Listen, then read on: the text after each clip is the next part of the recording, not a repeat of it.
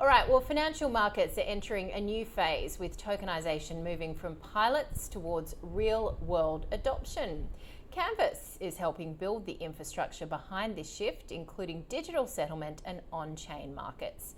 Joining me to discuss the future of finance is David Lavecky, CEO of Canvas. Great to have you with us, David.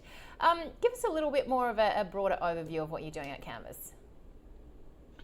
Thank you for having me back. So to give some context on Canvas, we've been working in the digital asset space and in the tokenized financial space for a number of years now. We see that blockchain and the adoption of blockchain into traditional markets is a obvious lift into upgrading the plumbing that underpins the financial systems that have often been in place for over 30 years. So you're taking traditional money that has moved and traditional assets that has moved on legacy rails with slow transaction speeds and often a lot of friction involved in transactions, and moving them to a new digital format where things are instant and transactions and assets move instantly and with no counterparty risk.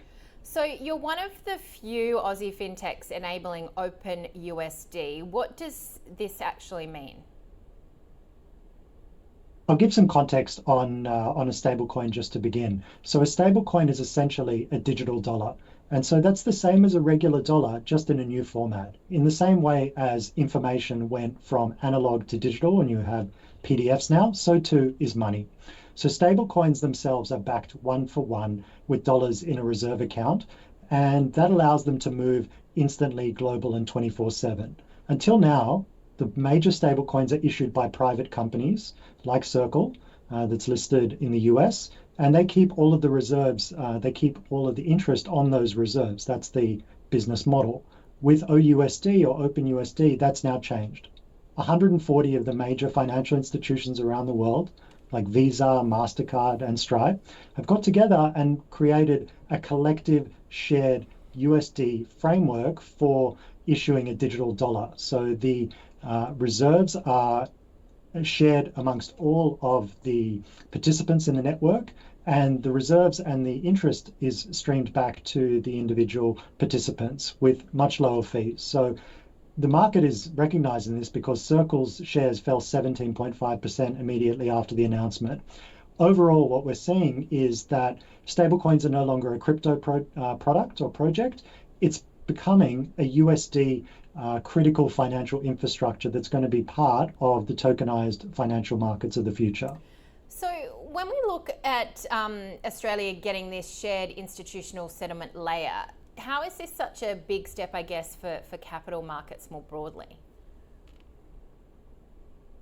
If you look at the work that we've been doing with the DFCRC and the RBA and Project Acacia and what's happening in Australia, there is an understanding now and a recognition that by moving to blockchain-based rails, markets get more efficient and get cheaper and get better results for the participants in the market. So if you look, for example, at super funds, by having digital rails and tokenized rails, they can actually quantify the benefits back to individual Aussie super funds of having better returns for members. So by having these this shift from legacy rails into blockchain rails, it actually translates into better markets, better assets, and better payments. And all of these are in line with the work that's being done by the RBA and the DFCRC. And we've been very pleased to participate in Project Acacia and before that, the Project EAUD.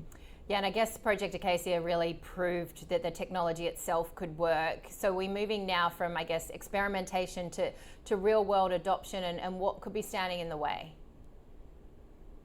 So Project Acacia was a fantastic project and a real great initiative that brought together the DFCRC, the RBA, the regulators, and all the participants in the market to show what is the potential of this. And so now, as we're moving from Project Acacia being a research project into actual commercialization, the research phase is done. It's been proven that we could do transactions better, faster, and cheaper, and to create better results for the market. So what we're moving towards now is there is clarity that there will be a sandbox and regulations that will allow participants and companies like Canvas to now grow and take the learnings out of Acacia and move that into actual commercialization both domestically and internationally. And that's what we're very excited about. And that's why we've been strong supporters of all of the work that's being done by all the participants in Project Acacia and beyond. So really, it's not a matter of technology. That's all moving beyond pilots. That's proven. The pace here is set by regulation and actual commercial adoption, which is where our focus is always. And do you think that Australia is, in the right spot in this sort of movement? Because we've often been seen as a leader in financial innovation, but are we risking falling behind other markets potentially in tokenized finance? It's this is part of a global movement. You've seen regulators around the world working to investigate the benefits of using blockchain-based rails. You've seen that in Singapore, you've seen that in European countries and in the States as well.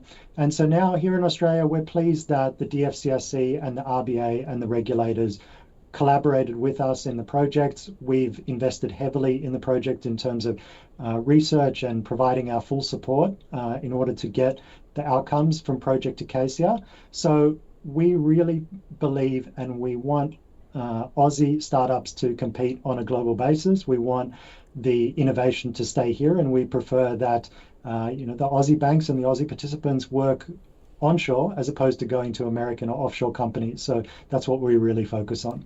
So David, if we fast forward, say, 5 years' time, what does success look like? Do we see tokenized settlement as commonplace as, say, electronic payments are today? Well, the last 6 months, I would say, have been a really key driver and a really given insight into what's coming up next. You've seen 140 of the world's largest institutions essentially mutualize a digital dollar. You've seen tokenization companies list on the New York Stock Exchange. Shares are moving on chain. So money, assets, and market infrastructure all moving on chain at the same time. And there's a bigger wave actually behind it, with the connection between AI and agents that are going to increasingly be requiring financial services.